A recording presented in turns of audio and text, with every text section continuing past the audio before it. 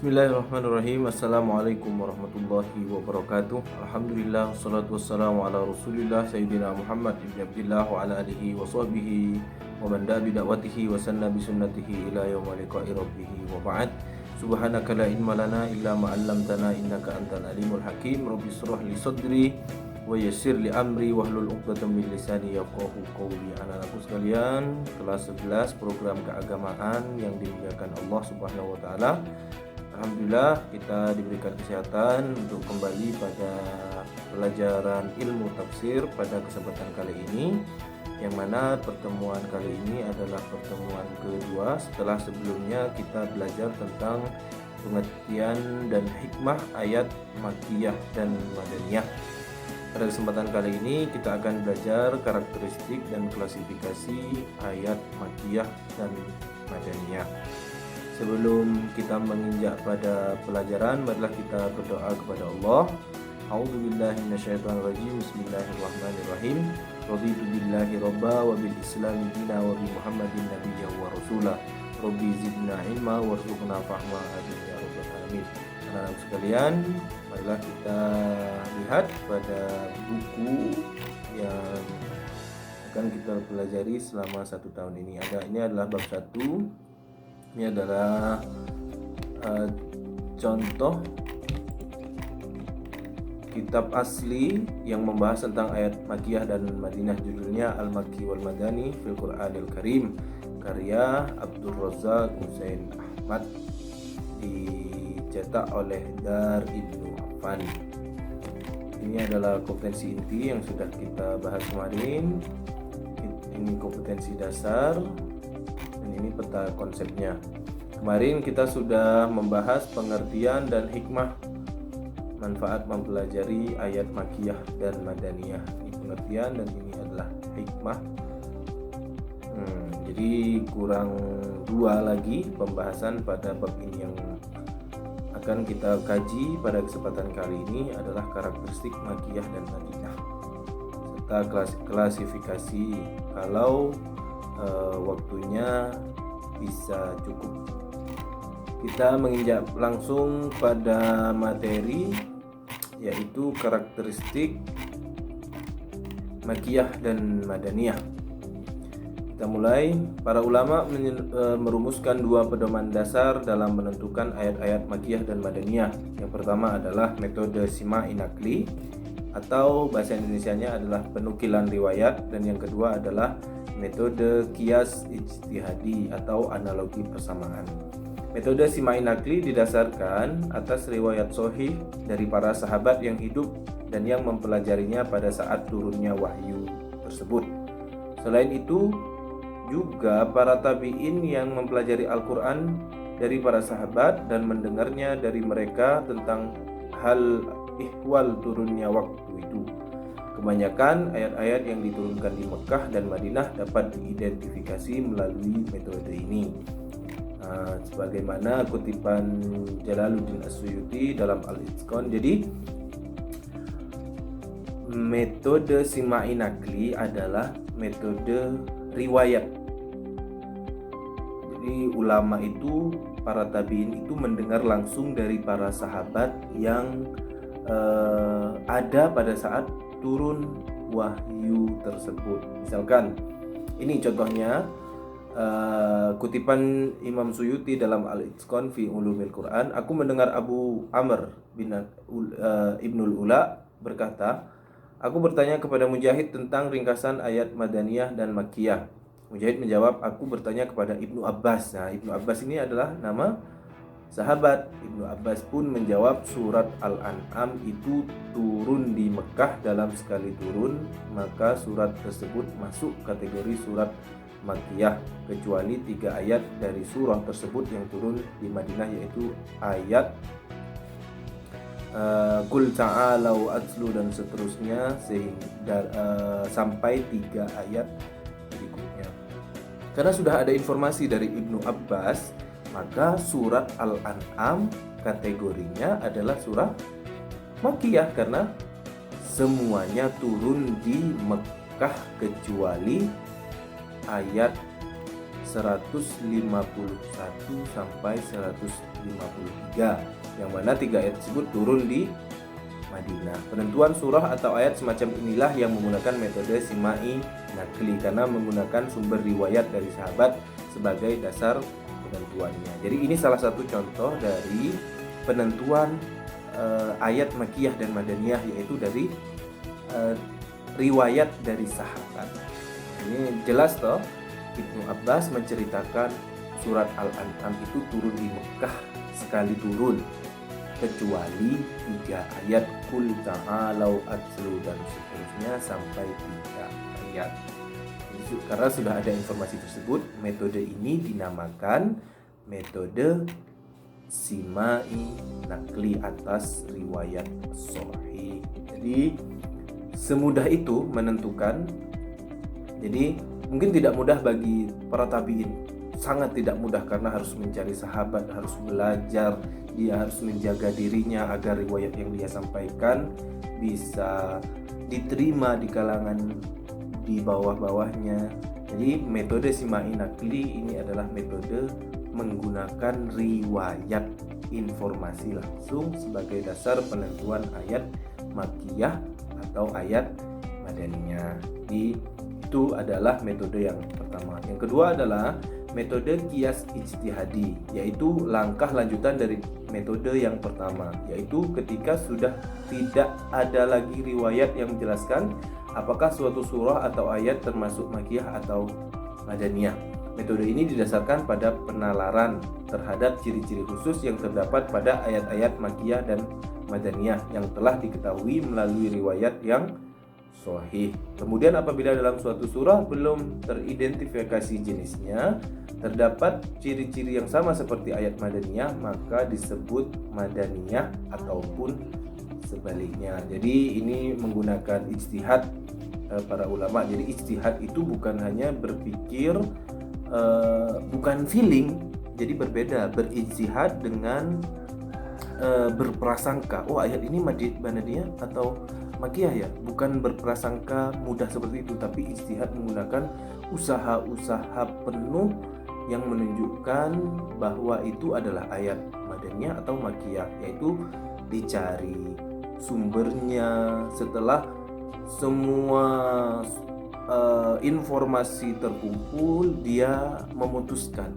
berdasarkan ini ayat atau surah ini termasuk Makkiyah atau Madaniyah. Jadi seperti itu. Jadi ini lebih sulit karena menggunakan usaha untuk pengumpulan informasi terkait ayat dalam menentukan ini termasuk Makkiyah atau Madaniyah. Nah, dari metode qiyas ijtihadi inilah kemudian para ulama merumuskan kriteria-kriteria tertentu dalam menentukan Makkiyah dan Madaniyah. Yang pertama adalah ciri-ciri surah Makkiyah. Yang pertama adalah mengandung ayat sajdah. Quran surat Al-A'raf ayat ke-7, Quran surah Al-A'raf surah ke-7 ayat 206, An-Nahl surah ke-16 ayat 149, surat ke ayat ke-50, Al-Isra ayat 17, surat Maryam ayat 85, Al-Furqan ayat ke-60, Al-Insyiqaq ayat ke-21 dan Al-Alaq ayat 19. Jadi berdasarkan metode qiyas ijtihadi, ciri-ciri surat Makkiyah yang pertama adalah dia mengandung ayat sajdah. Ditunjukkan dalam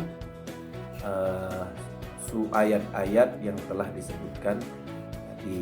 Yang kedua, terdapat lafal kalla pada sebagian besar ayatnya, seperti Al-Humazah ayat kalla la yumbadanna fil hutamah, kalla seperti surat Al-Qiyamah kalla bal ra'iyaman raqqa. Jadi kalau ada lafal kalla, maka ayat tersebut adalah ayat Makkiyah menurut metode qiyas ijtihadi. Nomor 3, terdapat terdapat seruan ya ayyuhan nas, seperti contohnya dalam Quran surah Yunus ayat ke-57, ya ayyuhan nas qad ja'atkum mau'idatum mir rabbikum wa syifaa'un lima fi, dan seterusnya. Nomor 3, terdapat seruan ya ayyuhan nas pada Quran surah Yunus ayat ke-57, ya ayyuhan nasu qad ja'atkum, dan seterusnya. Ada lafal ya ayyuhan nas biasanya. Yang keempat, mengandung kisah nabi-nabi dan umat-umat yang terdahulu kecuali Quran surah Al-Baqarah.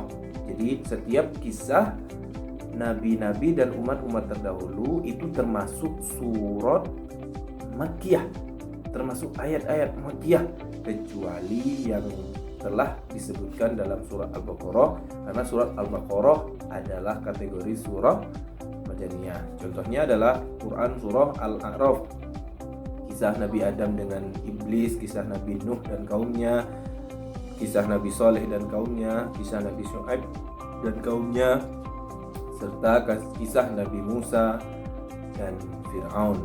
Surat-surat yang mengandung kisah Nabi kecuali dalam surah Al-Baqarah adalah surah Makkiyah. Yang kelima, terdapat kisah Adam dan Iblis, contohnya dalam surah Al-A'raf ayat ke-11 yang artinya, sesungguhnya kami telah menciptakan kepada kamu Adam, sesungguhnya kami telah menciptakan kamu Adam, lalu kami bentuk tubuhmu, kemudian kami katakan kepada malaikat, bersujudlah kamu kepada Adam, maka mereka pun bersujud kecuali Iblis, dia tidak termasuk mereka yang bersujud. Jadi kalau ada kisah Adam dan Iblis selain dalam surah Al-Baqarah ya, itu termasuk ayat Makkiyah. Jadi ciri keenam adalah semua atau sebagian suratnya diawali huruf tahajji seperti Qaf, Nun, dan Hamim. Jadi awal-awal suratnya itu diawali huruf tahajji seperti Qaf, Nun, dan Hamim. Selain ciri-ciri di atas, surah-surah Makkiyah juga bisa diidentifikasi melalui tema yang dibicarakan, antara lain yaitu ajakan kepada tauhid dan beribadah hanya kepada Allah, pembuktian mengenai risalah, kebangkitan pada hari pembalasan, hari kiamat dan kedahsyatannya, neraka dan siksaannya, surga dan nikmatnya, argumentasi terhadap orang musyrik dengan menggunakan bukti-bukti rasional, dan ayat-ayat kauniyah, itu ayat-ayat tentang alam, bukti penciptaan Allah. Nah, jadi kalau isinya seperti yang telah disebutkan, berarti ayat itu termasuk ayat Makkiyah. Yang kedua, kisah-kisah Nabi dan umat terdahulu sebagai pengingat tentang akibat orang-orang yang mendustakan ajaran Rasul, sekaligus sebagai penghibur bagi Nabi Muhammad atas perlakuan buruk yang menimpa beliau. Jadi ada dulu Rasulullah pada zaman Amul Huzn, jadi tahun-tahun kesedihan ketika Rasulullah meninggal dunia oleh istrinya Siti Khadijah. Tidak lama kemudian meninggal oleh pamannya Abu Thalib, boikot kafir Quraisy terhadap umat Islam. Jadi tahun-tahun itu adalah tahun kesedihan. Maka di saat tahun itu turunlah surah Yusuf. Jadi surah Yusuf itu disebutkan oleh Imam Atha bin Abi Rabah, mufassir, itu adalah sebagai penghibur Rasulullah, dan disebutkan jika kita membaca surah Yusuf dalam kondisi sedih, insya Allah kita akan senang, insya Allah kita akan jadi senang. Jadi pertanyaannya, Pak, saya lagi sedih, saya sudah baca surat Yusuf, kok saya nggak senang-senang ya? Berarti ada yang salah dalam diri kita harus introspeksi.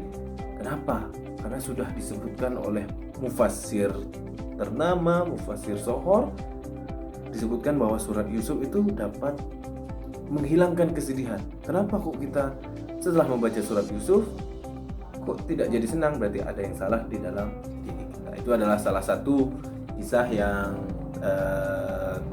hikmah mempelajari ayat Makkiyah dan Madaniyah.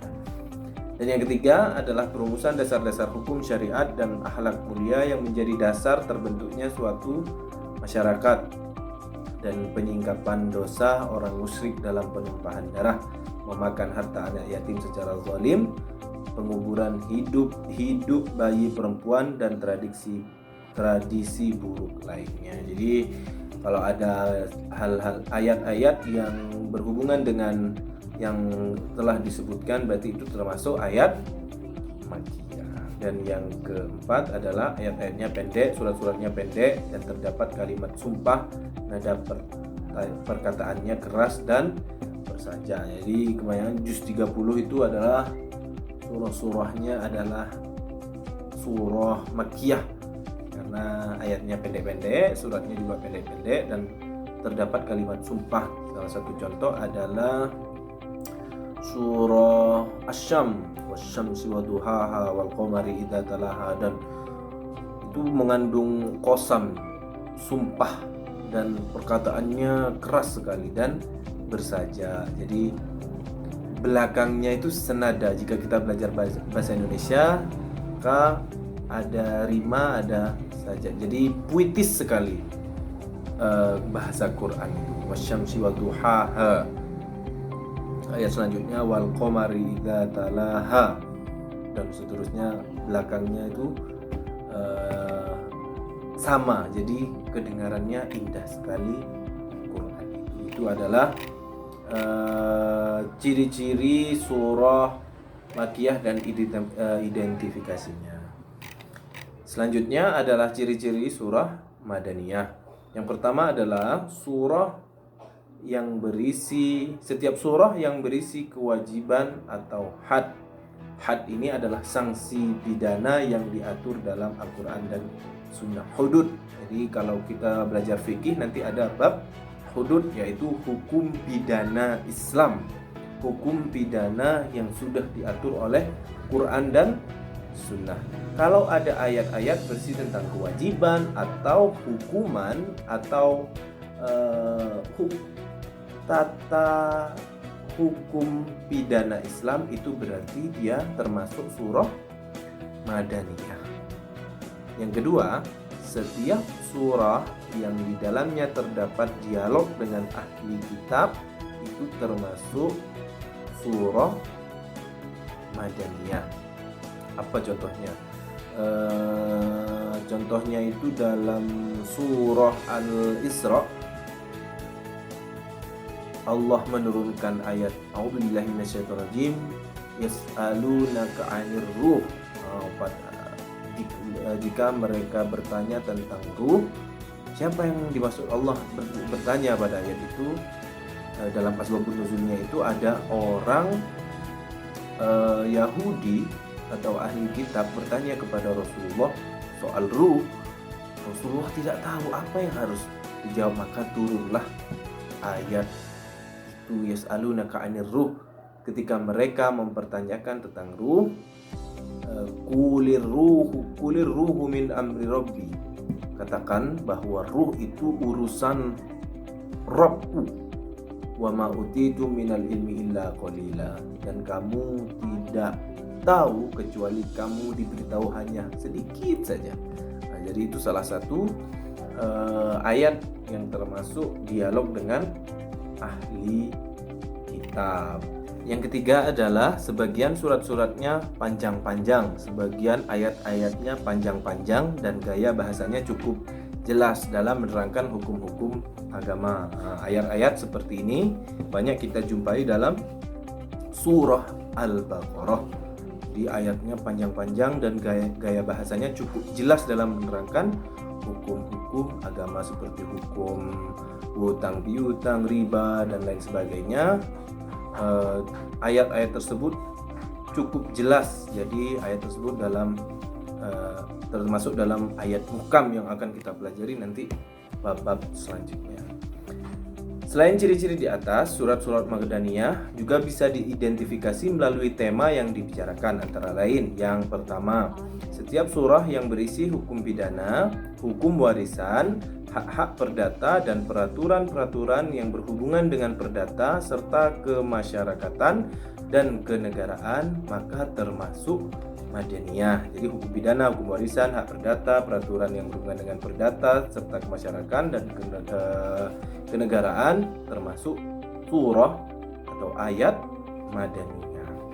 Yang kedua, setiap surah yang mengandung izin untuk berjihad, urusan-urusan perang, hukum-hukumnya, perdamaian dan perjanjian termasuk Madaniyah, karena ayat-ayat tersebut biasanya datang setelah Rasulullah hijrah. Yang ketiga, setiap surah yang menjelaskan hal ihwal orang munafik termasuk Madaniyah. Jadi ayat-ayat tentang orang-orang munafik termasuk Madaniyah, kecuali surat Al-Ankabut yang diturunkan di Mekah. Jadi alif lam mim ahasiban nasu ayyutraku ayyaqulu amanna wa hum la yuftanun. Awal surah Al-Ankabut itu adalah ayat munafik yang turun di Mekah. Selain surah Al-Ankabut, ayat yang menyatakan tentang orang-orang munafik termasuk Madaniyah. Hanya 11 ayat pertama dari surat tersebut yang termasuk Madaniyah. Jadi ayat 1 sampai 11 surah Al-Ankabut adalah ayat-ayat Madaniyah. Yang keempat, menjelaskan hukum-hukum amaliyah dan masalah ubudiyah dan muamalah seperti sholat, zakat, puasa, haji, qisas, talak, jual beli, riba dan lain-lain, itu termasuk surah Madaniyah. Nah, ini adalah klasifikasi surat Makkiyah dan Madinah. Kita bahas di pertemuan selanjutnya. Saya kira ini saja cukup karakteristik Makkiyah dan Madaniyah. Silahkan kalian rangkum apa saja yang menjadi poin-poin penting dalam pertemuan kali ini. Silahkan download bukunya yang sudah saya sediakan di link di bawah, serta link untuk mengupload rangkuman kalian pada pertemuan kali ini. Mungkin itu saja yang dapat saya sampaikan.